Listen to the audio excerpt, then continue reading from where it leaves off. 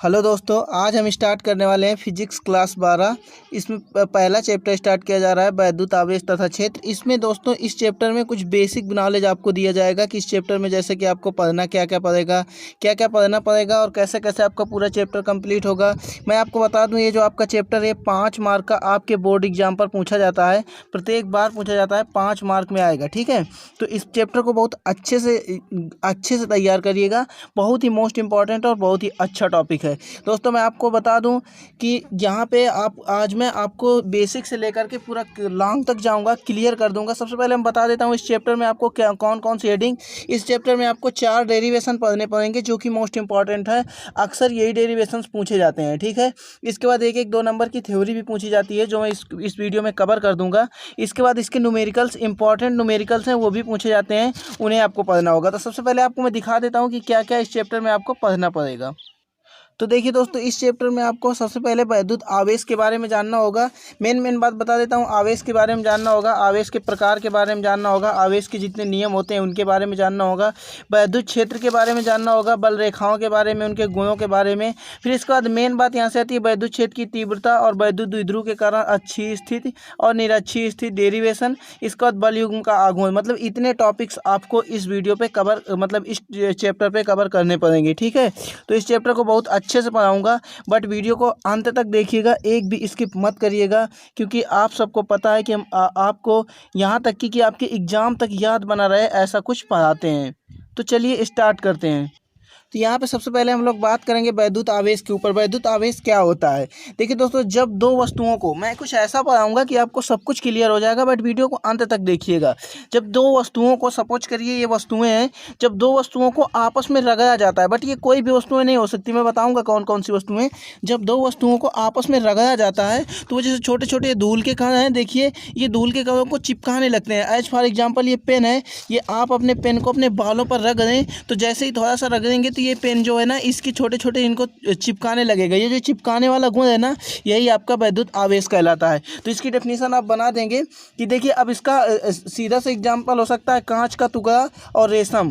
कांच का टुकड़ा और रेशम को जब हम आपस में रगड़ेंगे तो ये छोटे छोटे कणों को एजार्ब करने लगेगा, मतलब अपनी तरफ से आकर्षित करने लगेगा। वही आकर्षण गुण क्या कहलाता है? वैद्युत आवेश कहलाता है। ठीक है, तो इसकी डेफिनेशन आप बना देंगे, जब दो वस्तुओं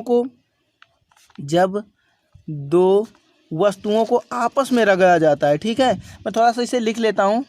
देखिए, जब दो वस्तुओं को हम लोग आपस में रगड़ेंगे तो उनमें क्या हो जाएगा, उनमें छोटे छोटे कणों को अपनी तरफ से आकर्षित करने लगेंगे। तो हम डेफिनेशन बना लेंगे। आपको रटना कुछ नहीं, फिजिक्स में पूरी आपको कुछ भी नहीं रटना है, बस वीडियो को अंत तक देखना है, आपको सब कुछ क्लियर हो जाएगा।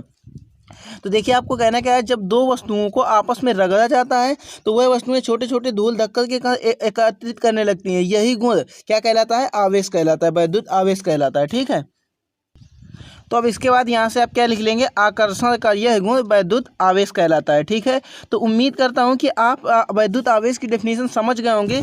यार, इसमें कुछ आपको याद नहीं करना, मैं आपको बता दिया ना कि आपको जब आप दो वस्तुओं को आपस में रगड़ेंगे, सपोज करिए ये जो पेन है, इस पेन को आप अपने बालों में जैसे ऐसे ऐसे करके रगड़ेंगे, फिर आप इन जो छोटे छोटे कणों पर लगाएंगे तो ये आपस में कणों को चिपकाने लगेंगे। ये आपने बचपन में भी किया होगा, आज भी कर लेना। ठीक है, तो यही जो गुण है आपस में चिपकाने का, आकर्षित करने का, यही गुण आपका वैद्युत आवेश कहलाता है। अगर वहाँ पे आवेश उत्पन्न ना हो तो ऐसी घटना ही ना हो। चलिए अब आगे अगला टॉपिक देखते हैं। सबसे पहले बात करते हैं आवेश का मात्रक। तो देखिए, आवेश का जो मात्रक है दोस्तों, वह होता है कूलाम। क्या होता है? आवेश का मात्रक तो आपको याद ही करना पड़ेगा। तो इसका मात्रक हम क्या जान लेते हैं? इसका मात्रक होता है कूलाम।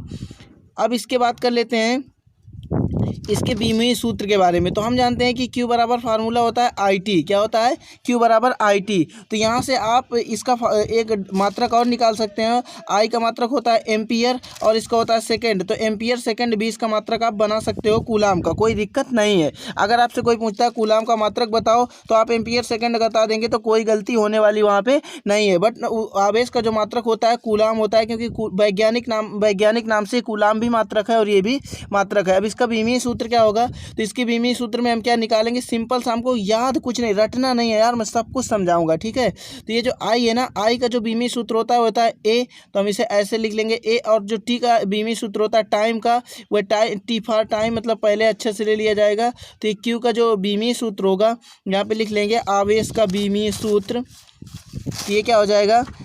AT क्या हो जाएगा आवेश का। जब जब आपसे कोई पूछ लेता है कि आवेश का बीमीय सूत्र बताओ तो आप बता देंगे आवेश का बीमीय सूत्र होता है AT। अगर आपसे कोई पूछ लेता है Q बराबर क्या होता है तो आप बता देंगे IT। इसका आवेश का मात्रक तो ये और आवेश की डेफिनेशन ये। तो उम्मीद करता हूँ कि आवेश के बारे में आप पूरी तरह से समझ चुके होंगे। चलिए देखते हैं दूसरे बारे में बात करते हैं। अब हम लोग बात करते हैं आवेश संरक्षण ला। किसके बारे में बात करते हैं दोस्तों, आवेश संरक्षण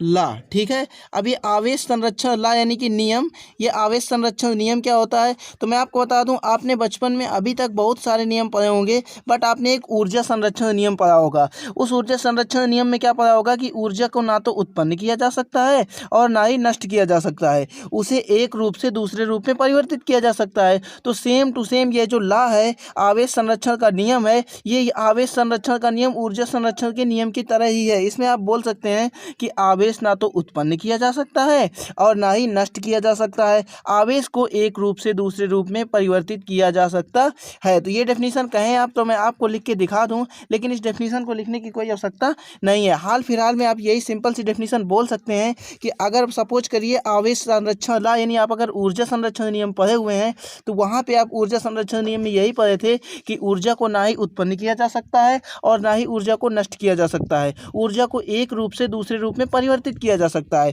सेम टू सेम इसी प्रकार आप आवेश संरक्षण के नियम को भी बोलेंगे कि आवेश को ना उत्पन्न किया जा सकता है और ना ही नष्ट किया जा सकता है, इसे एक रूप से दूसरे रूप में परिवर्तित किया जा सकता है। ठीक है, तो आवेश संरक्षण का नियम क्या होता है इसे आप समझ चुके होंगे। इसको मैं लिख लेता हूं ताकि आपको भी अच्छा लगे कि मैं लिख देता हूं, तो आप फोटो खींच सकें या स्क्रीनशॉट जो भी यार लेना है ले सकते हैं। बट मैंने क्या है ना आपके लिए एक कोर्स लॉन्च किया है जिस पर मैंने फिजिक्स एंड केमिस्ट्री 6 के 6 सब्जेक्ट जो है आपके उनकी फ़ीस मात्र 399 रुपये रखी है। अगर आप पेड क्लास ज्वाइन करना चाहते हो उस पर आपको वो दिया जाएगा जिससे आपके 90+ फिक्स हो जाएंगे। तो डिस्क्रिप्शन बॉक्स में उसकी सारी जानकारी है, वहाँ से जाकर आप उस पेड को ज्वाइन कर सकते हो। उस पर नोट्स मिलेंगे, आपको प्रीवियस ईयर क्वेश्चन मिलेंगे, इंपॉर्टेंट क्वेश्चन विद सॉल्यूशन के साथ सब कुछ वहाँ पे दिया जाएगा। तो दोस्तों यहाँ पे आवेश संरक्षण के नियम की बात कर रहे थे, तो यहाँ पे हम लिखेंगे आवेश ना उत्पन्न किया जा सकता है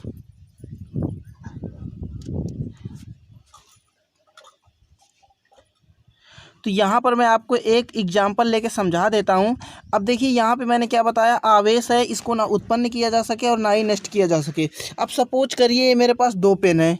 अब इन 2 पेनों को मैं आपको बता दूँ, 2 पेन नहीं, हमें दूसरा एग्जाम्पल लेना पड़ेगा, बट मैं आपको समझा रहा हूँ। इन पेनों को मैंने कुछ नहीं किया, ना इस पर रगड़ा ना इस पर रगड़ा, अलग अलग हैं। तो अब जितना आवेश इस पेन पर होगा उतना ही आवेश इस पेन पर होगा। तो दोस्तों अगर इसको हम रगड़ेंगे ऐसे ऐसे करके तो इसमें जितना आवेश उत्पन्न होगा उतना ही आवेश इस पर उत्पन्न होगा। अब मैं आपको बताता हूँ, सपोज करिए आपके पास कांच का टुकड़ा है, क्या है यहाँ पे, ये देख लीजिए आप, यहाँ पे मैं बना रहा हूँ कांच का, ये मान लीजिए टुकड़ा है। ठीक है, अब यहाँ पे मैंने एक रेशम बना दिया। ठीक, इस रेशम पर अगर हम इसको रगड़ेंगे, ठीक है, अगर हम इसे रगड़ेंगे तो ये जो ये मान लीजिए पॉजिटिव है और ये क्या है हमारा निगेटिव है। ठीक है, तो अब ये नेगेटिव है, तो अब इसमें क्या होगा कि जब हम इसे रगड़ेंगे तो ये जो कांच के छड़ है ना, ये इस पर रेशम पर निगेटिव चार्ज छोड़ती रहेगी, निगेटिव चार्ज छोड़ती रहेगी। तो मान लीजिए इस पर पहले जितना आवेश था 0 था, उतना ही इस पर 0 था। तो 0, ये निगेटिव है, धनात्मक है, तो 0 - 0, तो नेट आवेश जो होगा वो क्या हो गया, 0 हो गया। इस पर सपोज करिए इसे मैंने रगड़ा तो इस पर 10 आवेश उत्पन्न हो गया। ठीक है, तो इसको और इसको मैंने आपस में रगड़ा तो इस पर भी 10 आवेश उत्पन्न होगा। तो अगर मैं नेट आवेश की बात करूं, नेट आवेश की अगर मैं बात करता हूं तो ये दोस्तों जो नेट आवेश होगा, तो नेट आवेश में ये धनात्मक होगा और ये ऋणात्मक होगा, तो ये 10 - के 10 = 0 हो जाएगा, यानी कि नेट आवेश क्या होगा हमारा, 0 होगा। तो इससे आप समझ चुके होंगे कि आवेश संरक्षण ला क्या होता है। तो इसका आप स्क्रीनशॉट ले सकते हो, इसमें मैंने कंप्लीट किया कूलाम्स ला और आवेश संरक्षण ला। इसके बाद हम बात करते हैं मूल आवेश की। तो देखिए हम लोग बात करते हैं मूल आवेश की। तो मूल आवेश क्या होता है, तो दोस्तों मूल आवेश की अगर मैं बात करूं तो मूल आवेश दोस्तों आपका क्या है, तो मूल आवेश वह है जैसे कि कोई मान लीजिए आवेशित कण है, कोई आवेशित बहुत तेज़ी से, मान लीजिए सपोज करिए एक कण है आपका, इसमें पूरी तरह से आवेशित है ये। ठीक है, अब इस आवेशित कण पर जितना न्यूनतम आवेश रह सकता है उसे हम लोग मूल आवेश कहते हैं। सपोज करिए आवेशित है, अब इसमें जितना कम से कम, जितना छोटा, मूल का मतलब बहुत कम से कम छोटा आवेश रह सकता है उसे मूल आवेश कहते हैं। ठीक है, तो आप डेफिनेशन समझ चुके होंगे। तो इसे आप क्या कह सकते हैं कि किसी आवेशित कण पर, यहाँ पे डेफिनेशन आप बना सकते हैं, किसी आवेशित कण पर आवेशित कण पर जितना आवेश रह सकता है, ठीक है, जितना आवेश रह सकता है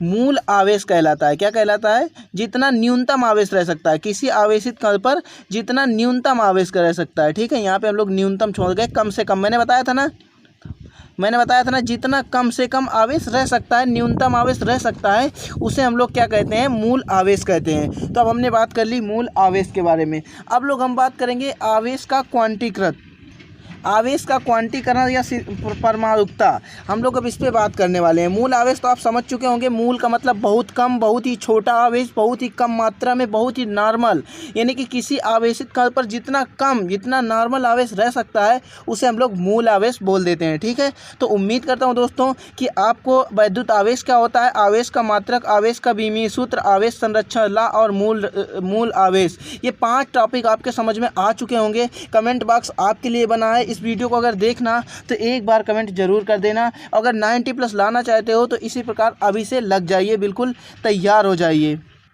देखिए अब हम लोग बात करेंगे आवेश का क्वांटीकरण या परमाणुकता के बारे में। तो अब ये क्या होता है, बहुत गौर से समझाऊंगा, आप बस समझते जाइए, बिल्कुल हलवा के तरीके आपको समझा दूंगा। दाल भात खाना आसान है, लेकिन दाल भात खाने से भी ज़्यादा आसान कर दूंगा इस फिजिक्स को, अगर आप मेरे साथ तैयारी करते हैं। पूरी प्रिपेयरिंग करवाऊँगा, 2021 में आपको टॉप बना दूँगा, बस आप मेरे साथ तैयारी करते रहिए। तो देखिए यहाँ पर आवेश का क्वांटीकरण या परमाणुकता क्या होता है। मैंने अभी आवेश संरक्षण में बताया कि आवेश को कि ना उत्पन्न किया जा सकता है और ना ही नष्ट किया जा सकता है, इसे एक रूप से दूसरे रूप में परिवर्तित किया जा सकता है। इसी प्रकार आवेश जो है ना अनिश्चित रूप से, मतलब बिना निश्चित रूप से ही विभाजित किया जा सकता है। मतलब अगर हमें इस आवेश है, इसको इसमें जो पेन पर आवेश है इस कॉपी पे ले जाना है, तो हम इसे एक निश्चित रूप से जब ले जाएंगे तभी जाएगा, अनिश्चित रूप से नहीं जा सकता। तो आप साफ कह देंगे आवेश को अनिश्चित रूप से विभाजित नहीं किया जा सकता।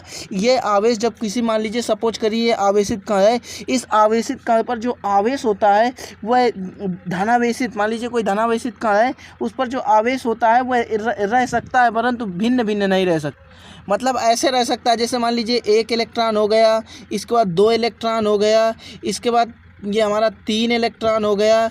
इस प्रकार तो आवेश हमारा रह सकता है, बहुत आसानी से रह सकता है। बट अगर हम कह दें कि E/2 यानी कि आधा, फिर इसके बाद डेढ़ की बात कर दें, यहाँ पे हम बात कर दें डेढ़ की या एक की, फिर इसके बाद हम लोग बात कर दें या 3 कर दें, मतलब डेढ़, ढाई, इस प्रकार से, तो मतलब इस प्रकार से हमारा आवेश नहीं रह सकता है। तो हम सिंपल सी बात आवेश का क्वांटीकरण में बोल देंगे कि किसी धनावेशित कण पर, जैसे मूल आवेश था, मूल आवेश पर हमने क्या देखा कि किसी धनावेशित कण पर जितना न्यूनतम यानी कम आवेश रह सकता है उसे हम लोग मूल आवेश कहते हैं। इसके बाद इसी प्रकार इसमें आवेश का क्वांटीकरण में आपको बोलना है कि जब किसी धनावेशित कण पर जो आवेश है वह एक निश्चित रूप से प्लस ई माइनस का ई, 2e और 3e रह सकता है, परंतु E/2, 2e/3, 2e/4 इस प्रकार से आवेश नहीं रह सकता है। मतलब कहने का मेरे कि जो आवेश है हमारा निश्चित रूप से 1, 2, 3, 4, 5, 6, 7, 8, 9, 10 इस प्रकार से रह सकता है, परंतु वह 1.5, 2.5, 3.5, 4.5 इस प्रकार से आवेश नहीं रह सकता है। तो आप बोल देंगे आवेश, अगर आपसे कोई पूछ लेता है कि आवेश का क्वांटीकरण क्या है, परमाणुकता क्या है, तो आप सीधे सीधे बोल देंगे कि जब किसी धनावेशित कण पर आवेश, किसी भी धनावेशित, ये धनावेशित हो या कोई भी धनावेशित कण हो, प्लस ई प्लस माइनस का ई प्लस माइनस का 2e प्लस माइनस का 3e इलेक्ट्रॉन ही रह सकता है, परंतु इस प्रकार आवेश नहीं रह सकता है। इसे हम लोग क्या कहते हैं, आवेश का क्वांटीकरण या परमाणुकता कहते हैं। तो दोस्तों इस वीडियो में मैंने आपको 6 टॉपिक क्लियर कर दिए। अब नेक्स्ट वीडियो में हम लोग देखेंगे कूलाम्स लॉ यानी कूलाम का नियम। उस वीडियो में हम सिर्फ कूलाम का नियम ही देख लेंगे, कूलाम का नियम। इसके बाद वो वीडियो आपको कल देखने को मिल जाएगी। तो बस दोस्तों आज के लिए इतना ही। लाइक करना, सब्सक्राइब करना और शेयर करना बिल्कुल भी मत भूलिएगा। तो बस आज के लिए इतना ही, मिलते हैं आपसे नेक्स्ट वीडियो में, तब तक के लिए जय हिंद।